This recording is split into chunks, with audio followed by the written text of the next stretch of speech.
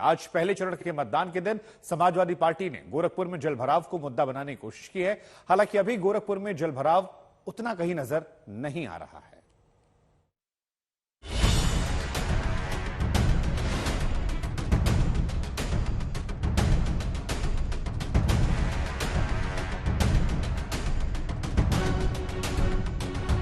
उत्तर प्रदेश में स्थानीय निकाय चुनाव के लिए जब सूबे के 37 जिलों में मतदान चल रहा था, जब राजधानी लखनऊ से लेकर पीएम मोदी के संसदीय क्षेत्र वाराणसी तक मतदाता अपने मेयर के लिए वोट डाल रहे थे, जब माफिया मुक्त प्रयागराज से लेकर सीएम योगी के शहर गोरखपुर तक सुरक्षा और विकास के नाम पर मतदाता अपनी लोकल सरकार चुनने की कोशिश कर रहे थे, तब समाजवादी पार्टी के अध्यक्ष अखिलेश यादव ने एक ट्वीट किया और एक रिपोर्ट के हवाले से आरोप लगाया कि गोरखपुर नगर निगम चुनाव के इन पहले हुई बारिश से निगम की पोल खुल गई है। अखिलेश यादव ने आरोप लगाया कि थोड़ी सी बारिश में ही शहर में जलभराव हो चुका है और इस बार फिर शहर में नाव चलने की नौबत आने वाली है।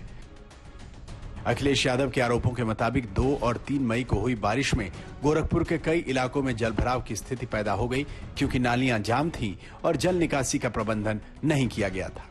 आरोपों के मुताबिक हल्की सी बारिश में ही गोरखपुर के बेतियाहाता से लेकर गोलघर तक और रामगढ़ ताल से लेकर गोरखनाथ मंदिर जाने वाली सड़क पर जल भराव के हालात पैदा हो गए थे।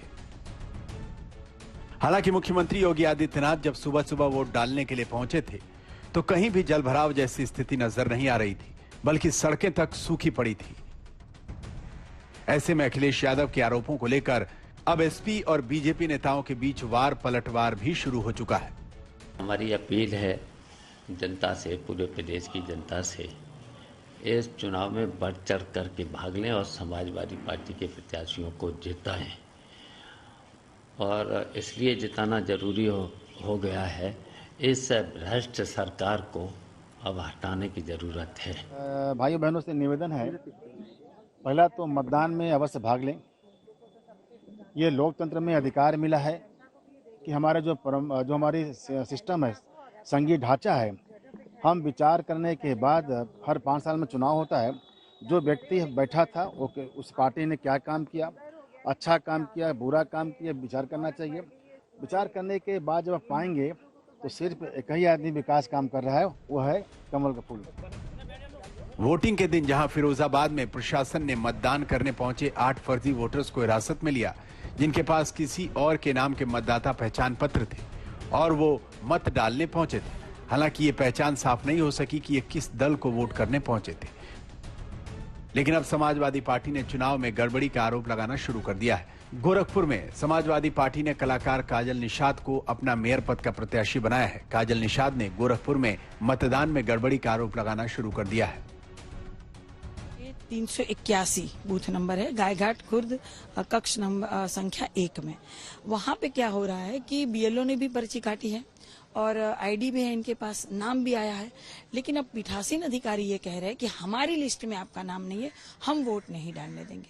मुझे समझ में नहीं आता कि बीएलओ और पीठासीन की पर्चियां अलग अलग कैसे हो सकती है।